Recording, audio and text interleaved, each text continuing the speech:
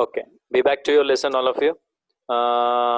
In this, we will continue the story from what happened at the end of the story, especially in the 100 dresses part 2.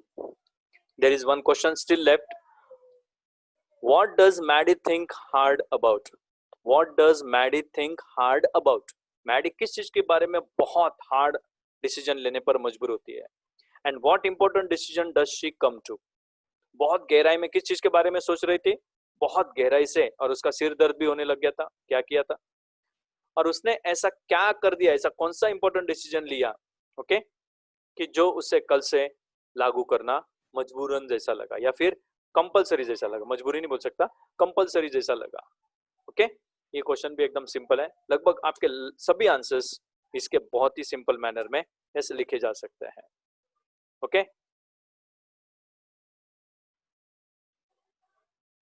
yes, that is, she should or she would never tease anyone, but along with that she told one more thing: if she finds anybody doing such type of things, she is going to treat them very badly.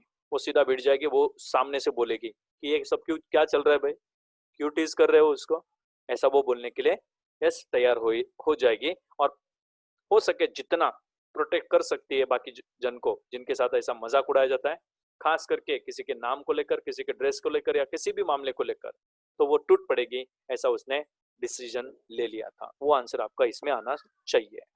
Now coming to the next point, let us continue. On Saturday, जब Saturday आया तो Saturday के दिन Maddy spend the afternoon with Peggy. Maddy ने लगभग दोपहर Peggy के साथ अब उसके घर पे जाकर बिताया। They were writing a letter to Wanda Petronsky. अब डिसीजन जैसा हुआ था उनका, उसके हिसाब से कुछ तो करना चाहिए, ऐसा मैडी को लग रहा था। रात भर बहुत सोच रही थी कि माफी मांगने के लिए मैं क्या करूं, कुछ तो करना पड़ेगा मुझे, और माफी मांगने के लिए कुछ तो करना पड़ेगा। इसलिए ओके, पूरी दोपहर के दिन, दोपहर को उस दिन वो पेगी के घर पे थी, लेटर लिख रही थी टू वैंडा पेट्रोन्स्की। अब एड्रेस जो भी है वो पूछेंगी, कहाँ से मिलना चाहिए, क्या कैसे वो लेटर पहुंचेगा, वो सब जानकारी हासिल करेगी। It was just a friendly letter telling about the contest and telling Wanda that she had won the contest.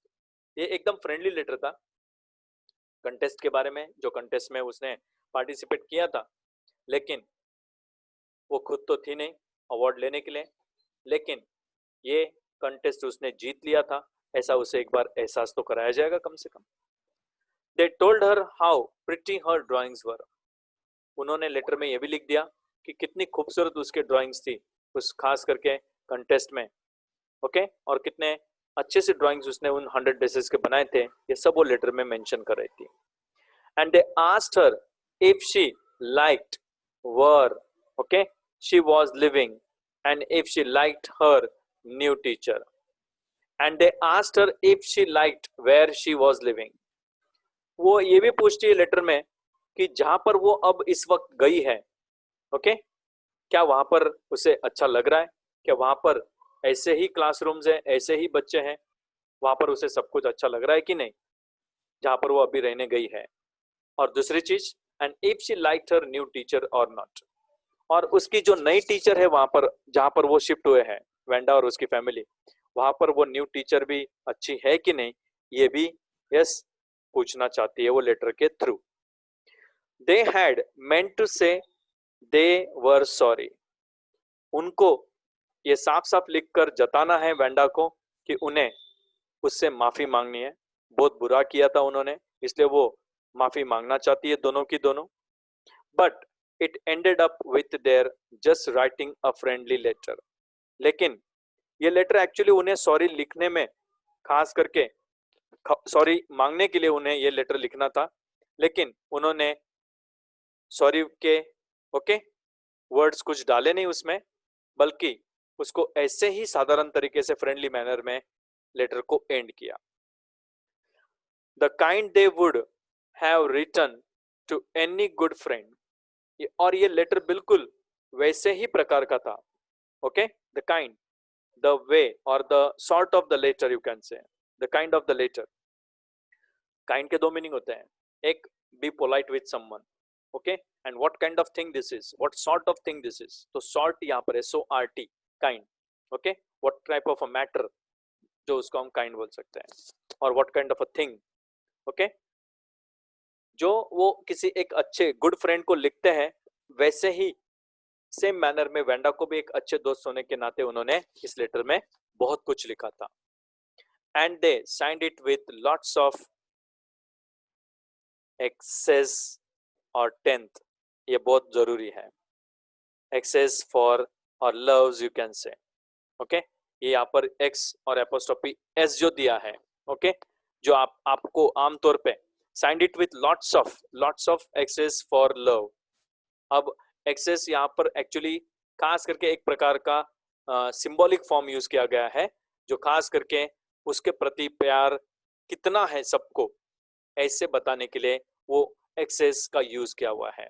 जैसे कि हम एंडिंग में सब्सक्रिप्शन लिखते हैं योर्स, तो वैसा ये एक्सेस एक्स मतलब यहाँ पर योर्स या योर लविंग फ्रेंड ऐसा वगैरह लिखना, तो वो यहाँ पर मेंशन किया, टेंथ नहीं है वो, याद रखना, लॉट्स ऑफ टेंथ्स फॉर लव ने लिखा है, ओके, बहुत सारे दोस्तों की तरफ से उसने प्यार मेंशन किया था लेटर के अंदर।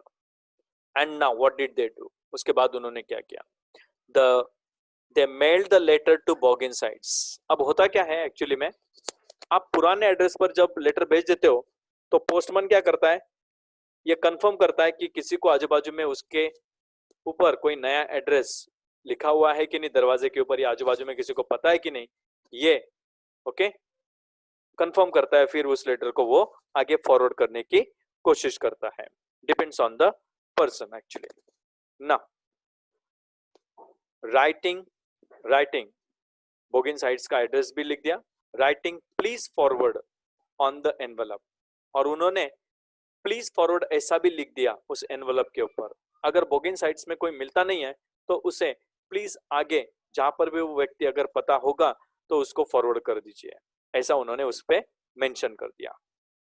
अब होता क्या है, दिन बे दिन बीतते गए, days passed and there was no answer, लेकिन कोई जवाब अभी तक नहीं मिला, but the letter did not come back, कोई रिप्लाई लेटर का आया ही नहीं। लेकिन दूसरी चीज, जो लेटर उन्होंने भेजा था वो भी वापस नहीं आया, जहां से भेजा गया था वहां पर एक्चुअली वो वापस आना चाहिए, लेकिन वो भी लेटर नहीं आया। So maybe Wanda had received it, और हो सकता है इसी की वजह से ओके ये लेटर वो अंदाज लगाते हैं कि वेंडा तक लगभग पहुंच ही गया होगा। मतलब प्लीज फॉरवर्ड तब लिखना है जब आपको एड्रेस कंफर्म नहीं है कि ये लेटर वहां पर घर तक पहुंचेगा ही, अगर वो लोग किसी और जगह पे शिफ्ट हो गए तो की बात है। और यही वो सोचते हैं कि उनका लेटर तो वापस आया नहीं, लेकिन उनका लेटर जरूर वेंडा तक पहुंच गया होगा।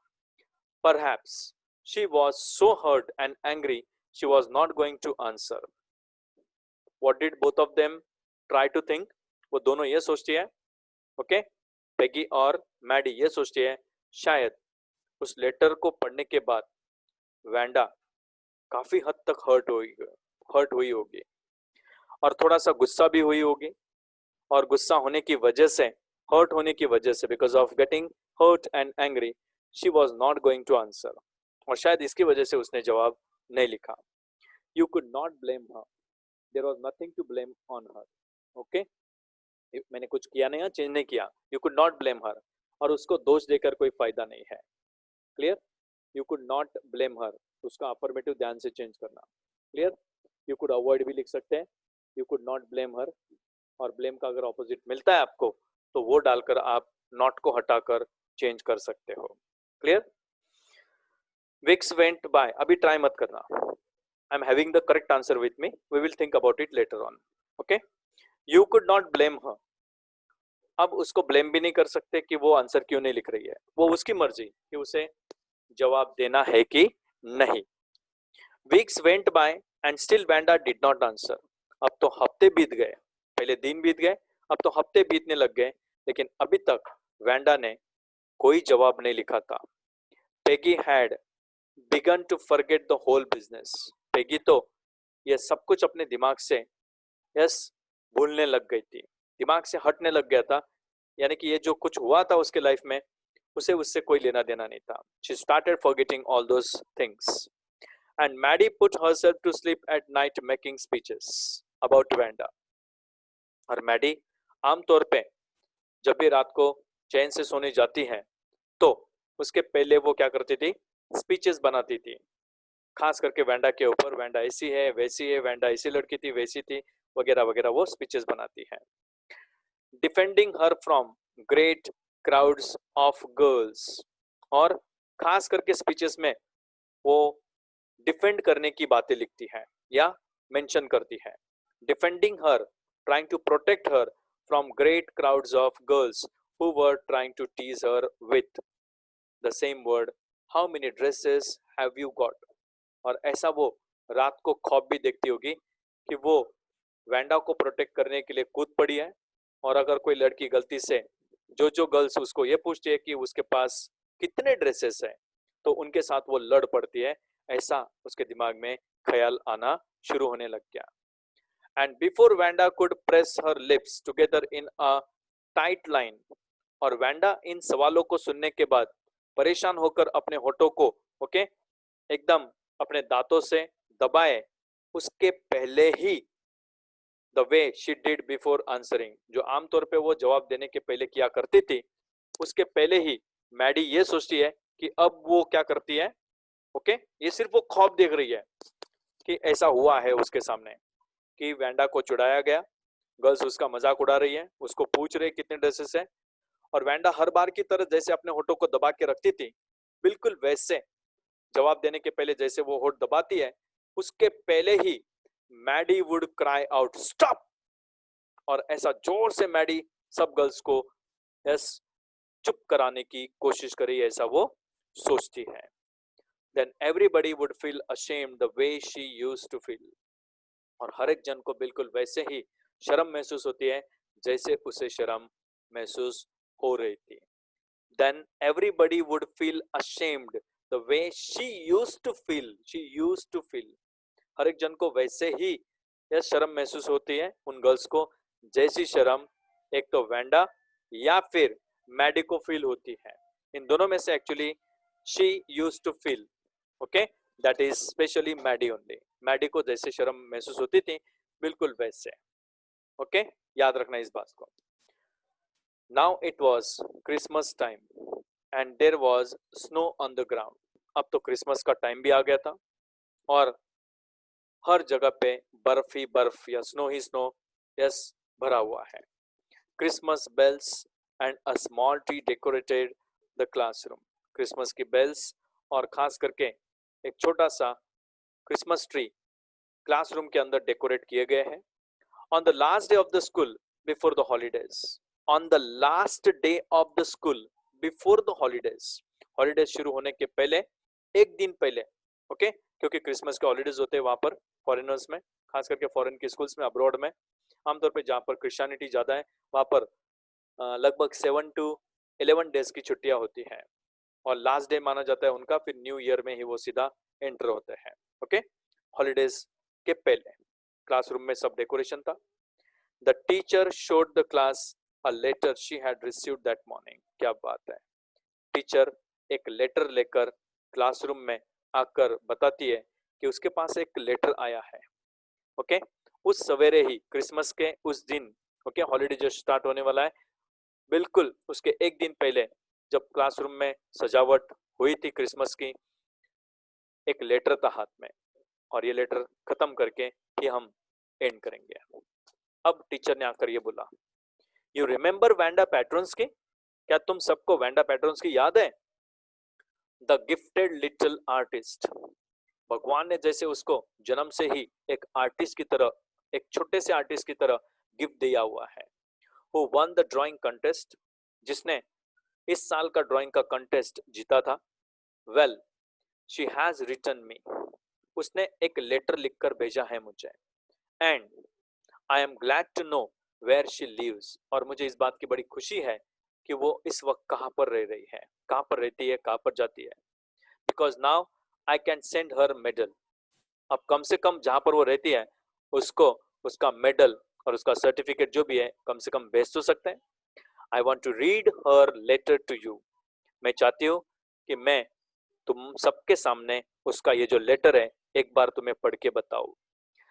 और ये सब एकदम सुनने के लिए सब जन एकदम उत्साही होकर सुनने के लिए तैयार थे. The class set up with a sudden interest and listen intently, carefully, okay, or with attention you can say. Dear Miss Mason, dear Miss Mason, how are you and room 13? क्या बात है. पहला ही सवाल, उसे कितनी चिंता थी रूम 13 के बारे में. लाइट चल, question mark, light. Okay okay. How are you and room 13? तुम कैसे हो और रूम 13 कैसा है? Question mark.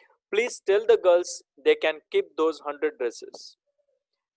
उन रूम 13 नंबर की जितनी भी गर्ल्स है उन्हें बता दो कि वो उन पिक्चर्स को अपने पास रखें. उन 100 ड्रेसेस को वो, खास करके वो गर्ल्स जो वो उसे रोज पूछती थी कि तेरे पास कितने ड्रेसेस हैं. Because in my new house, जहां पर वो शिफ्ट हुई है उस नए घर में, आई हैव 100 न्यू वंस. अब तक तो मैंने नए 100 ड्रेसेस तैयार कर लिए हैं. All lined up in my closet. और सबके सब मैंने अपने क्लोसेट में वापस लाइन में रखे हुए हैं. I would like that girl Peggy to have the drawing of the green dress with the red trimming. मैं चाहती हूँ कि पेगी नाम की वो जो लड़की है आपके क्लास में, उसे खास करके वो ड्राइंग देना जिसमें ग्रीन कलर के ड्रेस का पेंटिंग, वो भी रेड ट्रिमिंग्स के साथ खास करके बनाया हुआ है, वो उसे जरूर देना. And her friend Maddie to have the blue one. और उसके दोस्त मैडी को ब्लू कलर का वो फोटो या वो ड्राइंग जरूर देना. For Christmas I miss that school and my new teacher does not. मैं क्रिसमस के लिए यस अपनी स्कूल को मिस कर रही हूँ, अपनी पहली स्कूल को मिस कर रही हूँ. Okay. And my new teacher does not equalize with you. और मेरी जो नई टीचर है वो बिल्कुल वैसी समान तो नहीं है, मैं उसकी कंपैरिजन तो सेम मिस मैसन की तरह तो नहीं कर सकती. Okay. Merry Christmas to you and everybody. सबको मेरी तरफ से मैरी क्रिसमस और हर एक जन को मेरी तरफ से बहुत सारा प्यार. Yours truly Wanda Petronski. ना further whatever details are there, we'll continue it in the next session.